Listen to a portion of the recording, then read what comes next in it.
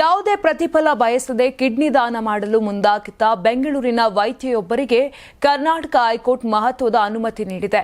ಆಸ್ಪತ್ರೆ ಹಾಗೂ ಅಂಗಾಂಗ ಕಸಿ ಸಮಿತಿ ಅವಕಾಶ ನೀಡಿರಲಿಲ್ಲ ಎಂಬ ಕಾರಣದಿಂದ ವೈದ್ಯ ಹೈಕೋರ್ಟ್ ಮೆಟ್ಟಿಲೇರಿದ್ದರು. ಈ ಅಪರೂಪದ ಪ್ರಕರಣವನ್ನು ವಿಚಾರಣೆ ನಡೆಸಿದ ನ್ಯಾಯಾಲಯ ವೈದ್ಯೆಯ ಮನವಿಯನ್ನ ಪುರಸ್ಕರಿಸಿದೆ. ಬೆಂಗಳೂರಿನ ಮಣಿಪಾಲ್ ಆಸ್ಪತ್ರೆಯಲ್ಲಿ ಚಿಕಿತ್ಸೆ ಪಡೆಯುತ್ತಿರುವ ರೋಗಿಗೆ ತನ್ನ ಕಿಡ್ನಿ ದಾನ ಮಾಡಲು ವೈದ್ಯೆ ಮುಂದಾಗಿದ್ದರು.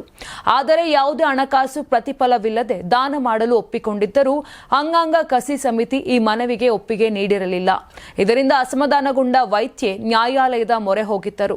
ಈ ಪ್ರಕರಣವನ್ನು ವಿಚಾರಣೆ ನಡೆಸಿದ ಕರ್ನಾಟಕ ಹೈಕೋರ್ಟ್ನ ನ್ಯಾಯಮೂರ್ತಿ ಸೂರಜ್ ಗೋವಿಂದರಾಜ್ ಅವರ ಪೀಠ ವೈದ್ಯೆಯ ಅರ್ಜಿಯನ್ನ ಪುರಸ್ಕರಿಸಿ ಅಂಗಾಂಗ ಕಸಿ ಸಮಿತಿಗೆ ಮಹತ್ವದ ಸೂಚನೆ ನೀಡಿದೆ.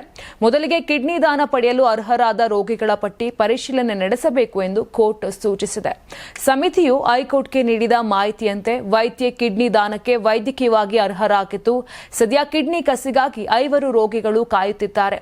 ಈ ಹಿನ್ನೆಲೆಯಲ್ಲಿ ಸೂಕ್ತ ವೈದ್ಯಕೀಯ ಹಾಗೂ ಕಾನೂನು ಪರಿಶೀಲನೆ ನಡೆಸಿ ಅರ್ಹ ರೋಗಿಯನ್ನ ಆಯ್ಕೆ ಮಾಡಿ ಬಳಿಕ ವೈದ್ಯೆಯ ದಾನ ಅರ್ಜಿಯನ್ನ ಪರಿಗಣಿಸುವಂತೆ ಕೋರ್ಟ್ ಆದೇಶಿಸಿದೆ.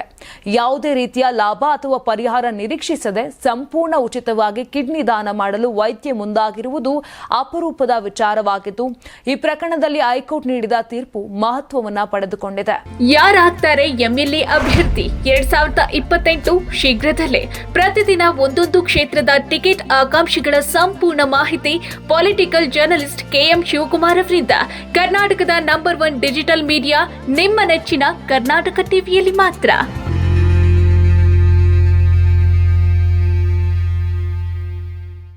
ನೀವು ಸಣ್ಣ ಆಗ್ಬೇಕಲ್ವಾ? ಅದು ಒಂದು ಉತ್ತಮ ಆಹಾರದಿಂದ ಸಣ್ಣ ಆಗ್ಬೇಕಲ್ವಾ? ಪ್ರತಿದಿನ ನಮ್ಮ ಜೀನಿ ಸ್ಲಿಮ್ ನ ಯೂಸ್ ಮಾಡಿ ಯಾವುದೇ ಸೈಡ್ ಎಫೆಕ್ಟ್ ಇಲ್ದಂಗೆ ನೀವು ಸಣ್ಣ ಆಗ್ತೀರಾ.